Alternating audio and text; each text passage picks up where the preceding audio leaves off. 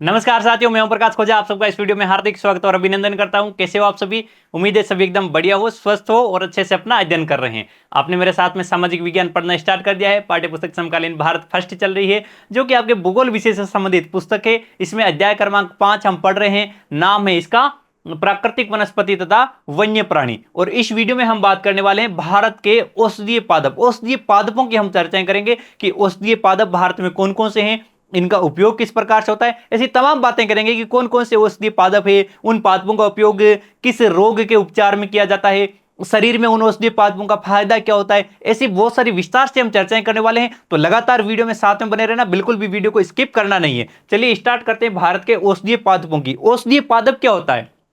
पहली बात तो आपको पता होना चाहिए कि औषधीय पादप होता क्या है। देखो, ये भी एक प्रकार की वनस्पति है। ये प्राकृतिक वनस्पति भी हो सकती है और मानव द्वारा उगाई गई वनस्पति भी हो सकती है। और अधिकतर औषधीय पादप आपके प्राकृतिक वनस्पतियों में आपके एकदम अच्छी क्वालिटी के मिलते हैं।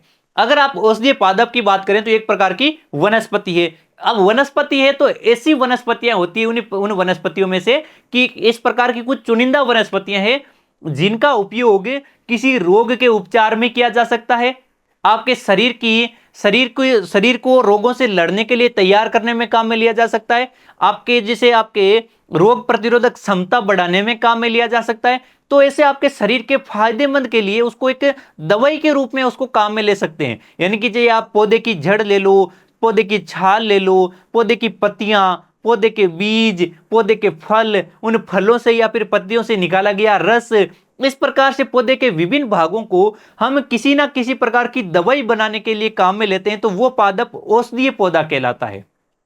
और ऐसे औषधीय पौधों की बात करें तो ये औषधीय पौधे भारत में तो प्राचीन काल से बहुत अधिक मिलते हैं और इनको विभिन्न रोगों के उपचार के लिए काम में लिया जाता है। जैसे प्राचीन काल में हमारे वेद आपके जैसे हुआ करते थे, जो वैद्य हुआ करते थे। फिर आपके जैसे हाकिम कहते हैं, जिन्हें वैद्य होते हैं, वो वैद्य इन्हीं जड़ी बूटियों को काम में लेते थे। जड़ी बूटी शब्द आपने कई बार सुना होगा, तो वो जड़ी बूटियां वो इन्हीं पादपों से तैयार की जाती है। जड़ी बूटियां जिन पादपों से बनती है उन पादपों को औषधीय पादप कहते हैं। अब देखिएगा, ऐसी जड़ी बूटियों वाले जो औषधीय पादप होते हैं उनका भारत के एक ग्रंथ आता है आयुर्वेद। ये आयुर्वेद ग्रंथ है जो इन औषधीय पादपों और औषधियों पर ही आधारित है कि कौन सी औषधि का उपयोग किस रोग के लिए काम में लेना चाहिए। तो आयुर्वेद में लगभग 2000 पादपों का वर्णन मिलता है। इसी प्रकार से आपके नियमित उपयोग में आने वाले कम से कम 500 पौधे हैं जो हमारे नियमित उपयोग में आते हैं। अब लेकिन देखिएगा, ये औषधीय पादप इतने अधिक काम में आते हैं, लेकिन ये आपके लुप्त होने की स्थिति में है।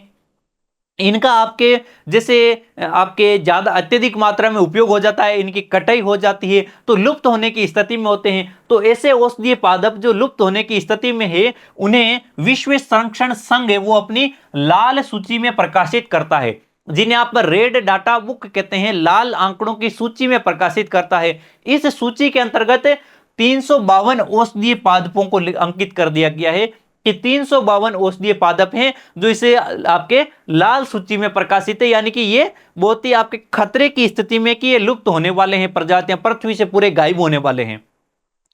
उनमें आपके 52 प्रजातियां हैं वो अति संकटग्रस्त हैं। सबसे संकटग्रस्त प्रजातियां 52 हैं और उनमें से 49 प्रजातियां लुप्त प्राय है। लुप्त प्राय का अर्थ है अगर इनको आपने संरक्षित नहीं किया, समय रहते इनका संरक्षण नहीं किया, तो ये लुप्त हो जाएगी। जैसे कहते हैं ना, एक बीमारी होती है कैंसर, और उस कैंसर है आपके अंतिम अवस्था तक पहुंचने से पहले पहले आपको पता चल जाता है कि किसी व्यक्ति के कैंसर है, तो कहते हैं कि इसका समय रहते आपने इलाज नहीं करवाया तो ये प्राणी यहां से परलोक सिधार जाएगा, स्वर्गवास हो जाएगा। ठीक वैसे ही कि 49 प्रजातियां ऐसी है जिनका आपने समय रहते संरक्षण नहीं किया, तो ये इस पृथ्वी से लुप्त हो जाएगी, बाद में आपको यहां पर नहीं मिलेगी ये। और ये आपके सारे के सारे औषधीय पादपों के संबंध में है। भारत में कौन कौन से औषधीय पादप पाए जाते हैं, तो उनमें आप देखेंगे कि भारत में एक तो सर्पगंधा है, एक जामुन है, अर्जुन है, बबूल का वृक्ष है, नीम, तुलसी, कचनार, ये प्रमुख औषधीय पादप हैं जिनकी हम यहां पर चर्चाएं करेंगे। आपको ये जो एक फोटो दिखाई दे रहे हैं विभिन्न औषधीय पादपों के हैं, हम एक एक इन पादपों की फोटो लेंगे। उन फोटो के साथ आपको ये दिखाएंगे कि इसका महत्व क्या क्या है। सबसे पहले बात करते हैं सर्पगंधा की। सर्पगंधा का पौधा कुछ इस प्रकार से दिखाई देता है। ये पौधे का पुष्प होता है, पौधे की कली होती है, ये पौधे की पत्तियां हैं, यहां पर आपके पौधे की टहनी दिख रही है। इसका उपयोग क्या होता है? तो ये रक्तचाप के इलाज में काम आता है और ये केवल और केवल भारत में पाया जाता है। भारत के अलावा किसी अन्य देश में सर्पगंधा नहीं मिलता है। अब ये रक्तचाप में कैसे काम आता है? रक्तचाप क्या होता है? तो देखिएगा, रक्तचाप का अर्थ होता है जैसे बीपी, यानी जिसे आप कहते हैं बीपी अर्थात ब्लड प्रेशर। आपने कई बार सुना होगा, एक भारत में अब आम बीमारी हो चुकी है ब्लड प्रेशर। ब्लड प्रेशर दो प्रकार से होता है। ब्लड प्रेशर एक तो आपका बढ़ जाता है और एक आपका कम हो जाता है। और ये जो सर्पगंधा होता है इस ब्लड प्रेशर को नियमित करने का कार्य करता है, नियंत्रित करता है, चाहे आपका हाई हो या लो हो। अब इसमें होता है क्या है, जैसे हमारे शरीर में रक्तचाप, जो आपके रक्त के बहने की गति है ये आपके बढ़ने लग जाती है, तो आपके बीपी हाई हो जाता है, ये घट जाती है तो ये बीपी लो हो जाता है। और सामान्य ब्लड प्रेशर कितना रहता है? 80-120 रहता है। 80-120 मतलब आपका न्यूनतम 80, अधिकतम हाई। यानी कि आपके जैसे डॉक्टर होता है तो दो प्रकार से बताता है कि आपके दो प्रकार से ब्लड प्रेशर का मापन किया जाता है। अगर आपका एक तो होता है न्यूनतम ब्लड प्रेशर और एक होता है आपका अधिकतम ब्लड प्रेशर। अगर न्यूनतम ब्लड प्रेशर है आपका 80 के आसपास होना चाहिए और अधिकतम है वो आपके 120 के आसपास होना चाहिए। अगर ये अधिकतम वाला 120 से बहुत अधिक ज्यादा जा रहा है तो इसका मतलब आपके ब्लड प्रेशर क्या है? हाई ब्लड प्रेशर है। अगर आपका जो न्यूनतम ब्लड प्रेशर है 80 है, इससे बहुत अधिक नीचे जा रहा है तो इसका मतलब आपके लो ब्लड प्रेशर की स्थिति है। तो ये आपके सर्पगंधा होता है इस आपके रक्तचाप के इलाज के लिए काम आता है। रक्तचाप को अंग्रेजी में ब्लड प्रेशर कहते हैं। अगला पौधा आता है औषधीय पादप जामुन। जामुन जो इस प्रकार के आपको फल दिखाई देते हैं, ये जो आपके जामुन के फल हैं, जब आप सब्जी मंडी जाते हैं या मार्केट जाते हैं तो आप यहां पर दुकानों में या फिर आपके सब्जी के ठेले पर इस प्रकार के ये फल देखते हैं। ये जो आपके अंगूर की तरह के जो ब्लैक कलर वाले दिखाई देते हैं इन्हें आपके जामुन कहा जाता है। ये जामुन आपके बहुत ही गुणकारी, फायदेमंद होते हैं। इनके जो पके हुए ये जामुन होते हैं इनका रस निकाला जाता है और उस रस से सिरका तैयार करते हैं। आप इन फलों से रस निकालते हो, उस रस के माध्यम से सिरका बनाते हो और उस सिरके का उपयोग वायुसारी और मूत्रवर्धक के रूप में काम में लिया जाता है। और साथ ही साथ ये आपके शरीर की पाचन शक्ति बढ़ाने में काम आता है। देखो, पाचन तंत्र होता है शरीर का, आपका अगर पाचन तंत्र अच्छा है, आप खाना खा रहे हैं अच्छे से, आपका खाना पच जाता है तो आपका पाचन तंत्र बहुत अच्छा है। अगर ऐसी स्थिति में है तो आप बहुत सी बीमारियों से बच जाएंगे। अगर आपका पाचन तंत्र गड़बड़ हो जाता है, आपके शरीर में खाना अच्छे से पच नहीं पाता है, अगर अच्छे से पचेगा नहीं तो इस स्थिति में आपके क्या हो जाएगा? शरीर में बहुत सारी बीमारियां आने लग जाएगी। तो सारी बीमारियां आपके शरीर के जो पेट होता है इस पेट के पाचन तंत्र और पाचन क्रिया से जुड़ी रहती है। तो ये आपके जो जामुन के फलों से आप रस निकालते हो, रस से सिरका बनाते हो और वो सिरका आपके पाचन तंत्र की शक्ति को बढ़ाने के लिए काम आता है, तो बहुत ही फायदेमंद होता है ये। साथ ही साथ इसके बीज होते हैं, इन बीजों से पाउडर बनाया जाता है और ये पाउडर आपके मधुमेह को नियंत्रित करता है। अब मधुमेह क्या होता है? आपके शरीर में जो शरीर में रक्त होता है उस रक्त में एक मात्रा में शर्करा पाई जाती है जिसे आप शुगर कहते हैं, ब्लड शुगर कहते हैं। जब आपके रक्त में शुगर पाई जाती है, इस शुगर की मात्रा सामान्य से अधिक हो जाती है या फिर सामान्य से कम हो जाती है तो वो रोग कहलाता है मधुमेह। अब इसे रोज जो आपके मधुमेह होता है इसके इलाज में, यानी कि इसको नियंत्रित करने के लिए, आपके शरीर में शर्करा की मात्रा को नियंत्रित बनाए रखने के लिए इस जामुन के बीजों के पाउडर को काम में लिया जाता है। ये आपके आपके शर्करा को या शुगर को कंट्रोल बनाए रखता है, न हाई होने देता है और न आपके ज्यादा लो होने देता है। हाई हो या फिर लो हो, दोनों ही आपके नुकसानदायक होती है। जैसे हमने थोड़ी देर पहले सर्पगंधा के लिए बात की थी रक्तचाप की, और यहां पर बात है मधुमेह की। तो ये भारत में दोनों बीमारियां हैं, बहुत ही तेजी से फैल रही है। और वर्तमान में तो स्थिति ऐसी हो रही है कि जो युवा अवस्था के लोग हैं, युवा लोग हैं, उनमें भी मधुमेह और रक्तचाप बढ़ते जा रहे हैं। तो आपको ऐसे आपके जो वैद्य होते हैं उनके माध्यम से आपको काम में लेना चाहिए कि हमें आपके जामुन के जो बीज होते हैं उनके द्वारा पाउडर बनाकर इसको किस प्रकार से काम में ले सकते हैं। इसके लिए आपको वैद्य की सलाह लेनी चाहिए, आपके आयुर्वेदिक डॉक्टरों की सलाह लेनी चाहिए। अगला आता है अर्जुन का वृक्ष। अर्जुन का वृक्ष होता है जिसमें इस प्रकार की आपको पत्तियां दिखाई देती है। ये अर्जुन के वृक्ष की पत्तियां होती है। इन ताजी पत्तियों का आप रस निकालें और वो रस आपके कान का दर्द का इलाज करने के लिए काम आता है। कान में अगर आपके दर्द हो रहा है तो उस दर्द के इलाज के लिए आपको इनकी ताजी पत्तियों का रस निकालो और वो इस दर्द आपके कम कर देगा कान का। रक्तचाप, ये भी आपके रक्तचाप को नियंत्रित करने के लिए आपके फायदेमंद होता है। रक्तचाप क्या, वही आपके बीपी, ब्लड प्रेशर, इसको नियंत्रित करता है आपके ये अर्जुन के जो पत्तियां होती है, इन पत्तियों का रस होता है। इसी प्रकार से अर्जुन का तना होता है पौधे का, उस तने की छाल होती है, वे तने की छाल भी आपके बहुत ही अच्छी फायदेमंद होती है, शरीर को आपके रोग प्रतिरोधक क्षमता बढ़ाने के लिए काम आती है। अगला वृक्ष आता है आपका बबूल। बबूल का वृक्ष, हाँ, जैसे बबूल के बारे में हमने बातें की थी पिछले वीडियोस के दौरान भी कि भाई बबूल दो प्रकार के होते हैं भारत में, एक तो जो भारत के देसी बबूल होते हैं, एक जो भारत में विलायती बबूल होते हैं। लेकिन जो बबूल कौन सा काम आएगा, जो देसी बबूल होता है, जो भारतीय बबूल होता है, इस प्रकार के उसमें पौधे दिखते हैं, इसकी पत्तियां भी इस प्रकार की होती है और इसका वृक्ष भी काफी बड़ा होता है। तो ये बबूल की पत्तियां काम में ली जाती है आंख की फुंसी का इलाज करने के लिए। कई बार आपने देखा होगा बचपन में भी या फिर कभी भी आप देखते हैं कि आपके आंख के ऊपर यहां पर फुंसी हो जाती है, आंख के लगभग अंदरूनी भाग के अंदर फुंसी होती है और वो फुंसी आपको बहुत ही परेशान करती है, इतना दर्द होता है कि आप उसका सहन नहीं कर पाते हैं। उसका इलाज करने के लिए बबूल की पत्तियां काम में ली जाती है। इसी प्रकार से जो बबूल की टहनियां होती है ना, इन पर यहां पर देखो गोंद जमा रहता है, गोंद जमा रहता है, छोटी छोटी गोंद की गोली टाइप के, इस प्रकार से गोंद का जमाव रहता है और ये गोंद आपके शारीरिक शक्ति की वृद्धि के लिए फायदेमंद होता है, आपके शरीर की शक्ति बढ़ाता है, आपको एकदम तरोताजा और तंदुरुस्त बनाए रखता है, यानी कि आपको शक्ति देता है, आपका शरीर में एनर्जी लेवल हाई कर देता है। तो ये गोंद एनर्जी बढ़ाने के लिए काम आता है। इसी प्रकार से एक पौधा होता है नीम।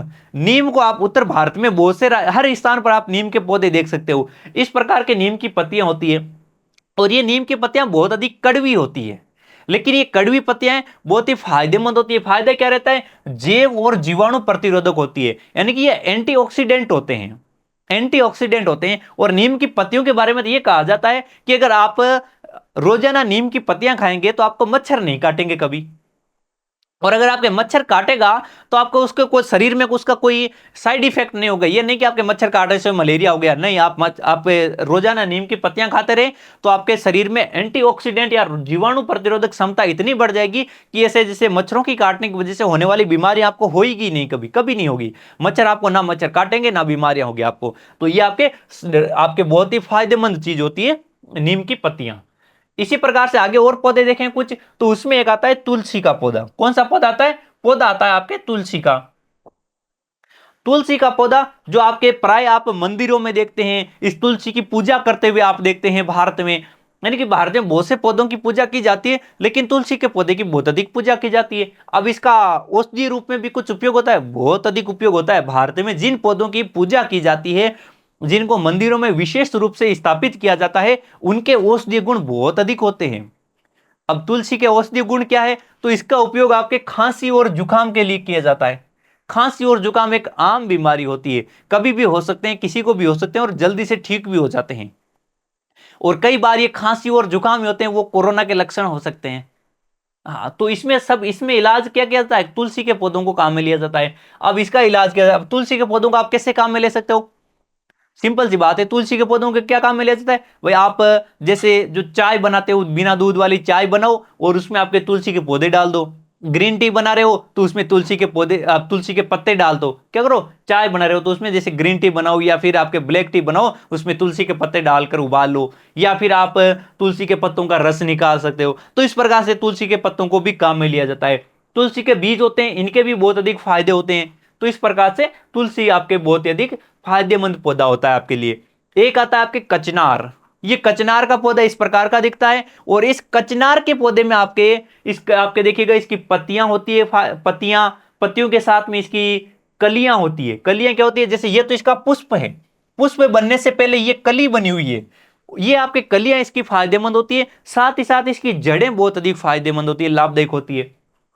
इसका उपयोग होता है अस्थमा और अल्सर के इलाज के लिए। अल्सर क्या होता है, अल्सर जैसे आपके शरीर पर कई बार फोड़े फुंसियां बन जाते हैं, उनके इलाज में इसको काम में लेते हैं। अस्थमा जिसे आप दमा भी कहते हैं, अब ये अस्थमा और दमा क्या होते हैं? जैसे आप कई बार देखते हैं ना, किसी को सांस लेने में समस्या होती है, सांस जैसे चलता है तो तेजी से उसकी सांस फूलने लग जाती है, जल्दी जल्दी से सांस आती है, जिससे आपके सांस पूरे फेफड़ों तक नहीं पहुंच पाती है, यहीं से जैसे सांस लेता है जल्दी से सांस आने जाने लग जाती है, जिसको कहते हैं हाँफने लग गया, जल्दी से उसकी सांस उठने लग गई, ऐसे अलग अलग शब्द काम में लेते हैं ना, वो बीमारी होती है दमा या अस्थमा। उसके लिए कचनार को काम में लिया जाता है।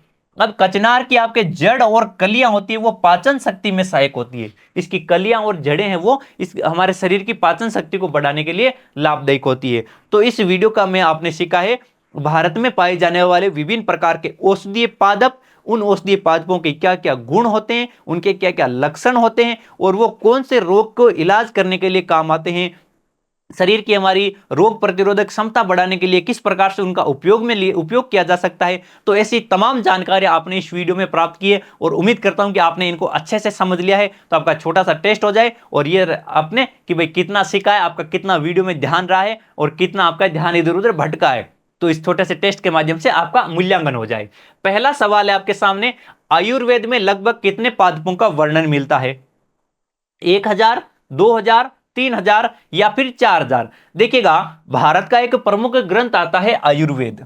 ये आयुर्वेद ग्रंथ आपके विभिन्न प्रकार की औषधियों का वर्णन वाला ग्रंथ है। उन औषधियों की जानकारी देता है, जो औषधियां हमारे शरीर की रोग प्रतिरोधक क्षमता बढ़ाने वाली होती है।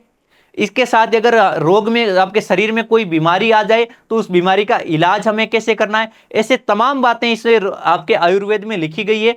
उस आयुर्वेद में कितने पादपों का वर्णन है? तो आयुर्वेद के अंतर्गत आपके लगभग 2000 पादपों का वर्णन मिलता है। और उन 2000 पादपों के क्या उपयोग हो सकते हैं, उनको किस प्रकार से काम में लेना है, पौधे की जड़ें हैं उसको किस प्रकार से काम में लेंगे, उस जड़ों से आप किस प्रकार से इलाज करेंगे, दवाई किस प्रकार से तैयार करेंगे, उसे काढ़ा बनाना है उसकी पत्तियों से तो वो काढ़ा कैसे तैयार करेंगे। तो ऐसी बहुत से आपके 2000 पौधे हैं जिनके बारे में बहुत ही विस्तार से वर्णन मिलता है आयुर्वेद में। दूसरा सवाल है, निम्नलिखित में से किस पादप का उपयोग रक्तचाप निदान के लिए किया जाता है? 4 औषधीय पादपों के नाम दे रखे हैं, इसमें से आपको बताना है कि कौन से पादप का उपयोग रक्तचाप के निदान के लिए किया जाता है, ब्लड प्रेशर को कंट्रोल करने के लिए किया जाता है। जामुन, बबूल, सर्पगंधा या फिर नीम? तो देखिएगा, जामुन से क्या बनाते हैं? जामुन के रस से आप सिरका बनाते हैं। क्या बनाते हैं? सिरका बनाते हैं, और ये सिरका आपके पाचन शक्ति को बढ़ाता है, पाचन शक्ति को बढ़ाने के लिए काम में लिया जाता है। बबूल है तो बबूल का उपयोग किया जाता है आंख की फुंसी के इलाज में, आंख की फुंसी के इलाज में बबूल का उपयोग किया जाता है। सर्पगंधा, सर्पगंधा आपके रक्तचाप को कंट्रोल करने के लिए काम आता है। नीम का उपयोग, नीम आपके एंटीऑक्सीडेंट गुणों वाला होता है, यानी कि जैव और जीवाणु प्रतिरोधक होता है। जैव वे जीवाणु प्रतिरोधक, जैव और जीवाणु प्रतिरोधक होता है नीम।